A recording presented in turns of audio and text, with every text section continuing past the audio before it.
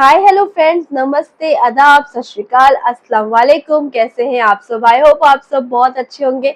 मैं भी बहुत बढ़िया। तो friends, welcome back to my YouTube channel. आज हम बात करने जा रहे हैं मुस्लिम कंपनी हमदर्द और रूह अफ़ज़ा की कहानी। जी हाँ, the real story of Rooh Afza and Hamdard company. जी हाँ, जैसे गर्मियां स्टार्ट हो जाती है, हर किसी को ना ठंडी ठंडी चीजें खाने पीने का बड़ा शौक होता है।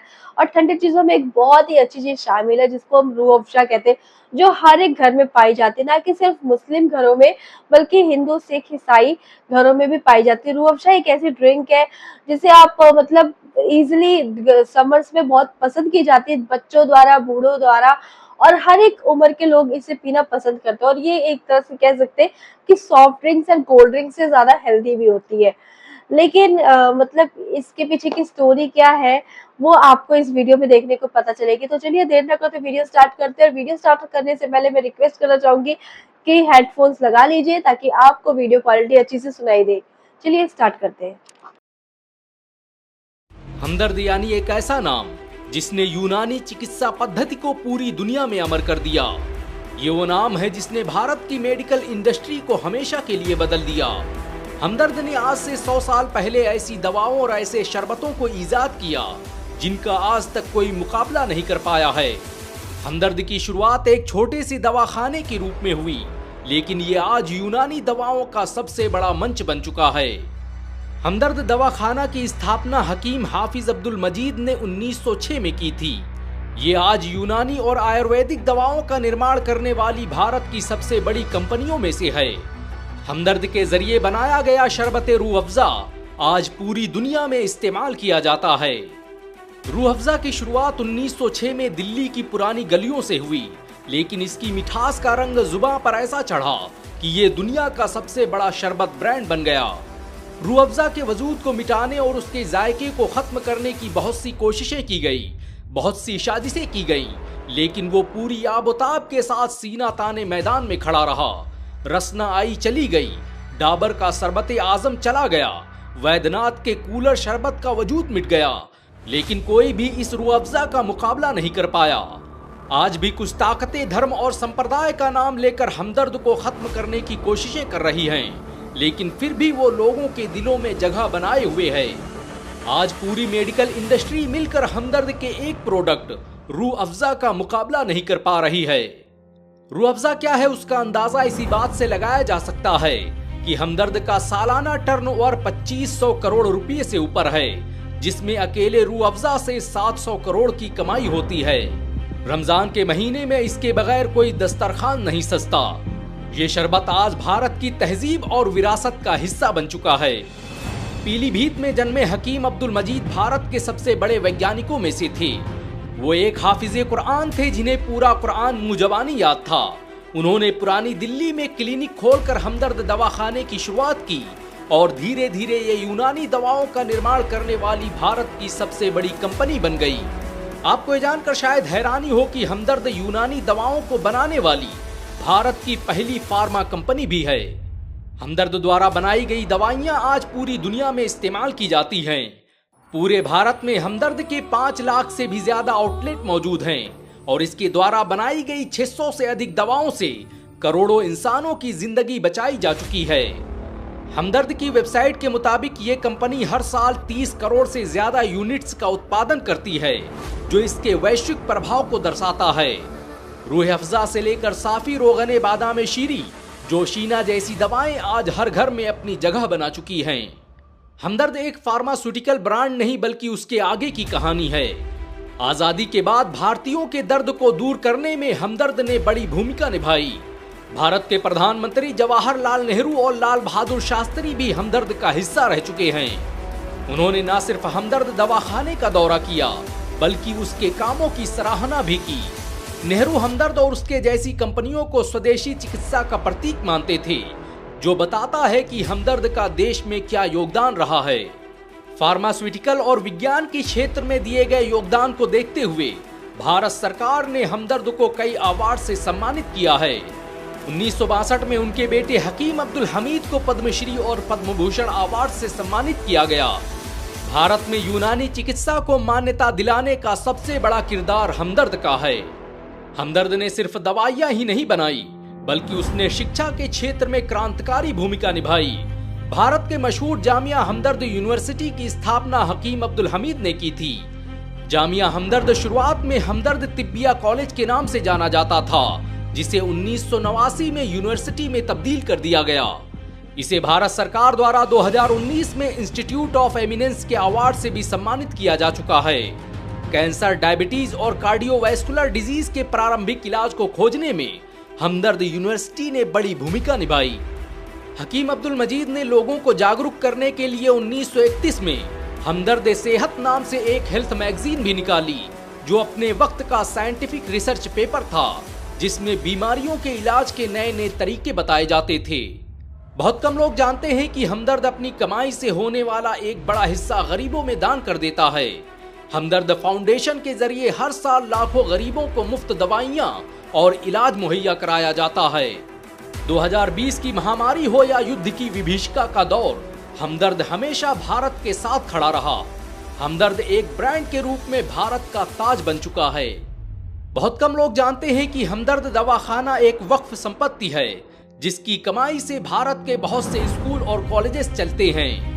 भारत के मशहूर Hamdard public school, Hamdard institute of medical science, Hamdard college of pharmacy, Hamdard Unani medical college, Majidia अस्पताल, रुफैदा कॉलेज ऑफ नर्सिंग के अलावा HAHC सेंटेनरी अस्पताल हमदर्द दवाखाना द्वारा ही संचालित किए जाते हैं। हमदर्द का मतलब है दुख दर्द का साथी, और इसने अपने नाम की तरह ही हमेशा लोगों के हर दुख दर्द को दूर करने की कोशिशें की। ये उसके खिदमत खल्क का ही नतीजा है कि आज हमदर्द की दवाओं की मांग तेजी से बढ़ रही है। भारत से लेकर बांग्लादेश, सऊदी अरब और अमेरिका जैसे देशों में हमदर्द एक बड़े ब्रांड के रूप में स्थापित हो चुका है। एक रिपोर्ट के मुताबिक हमदर्द 75 से अधिक देशों में अपनी दवाएं निर्यात करता है, जिससे भारत सरकार हर साल करोड़ों अरबों की कमाई करती है। हमदर्द अपने रिसर्च और डेवलपमेंट पर हर साल करोड़ों रुपए खर्च करता है।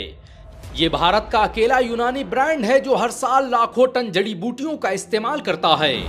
हमदर्द ने कई ऐसे नेचुरल प्लांट स्थापित किए हैं जहां पर जड़ी बूटियों की खेती की जाती है। हमदर्द के पास 200 से अधिक वैज्ञानिक और रिसर्चर मौजूद हैं, जो अल्जाइमर, कैंसर और दुनिया की खतरनाक बीमारियों के इलाज पर रिसर्च कर रहे हैं। हमदर्द पिछले 100 सालों से धर्म, पंथ और संप्रदाय को देखे बगैर लोगों की खिदमत कर रहा है।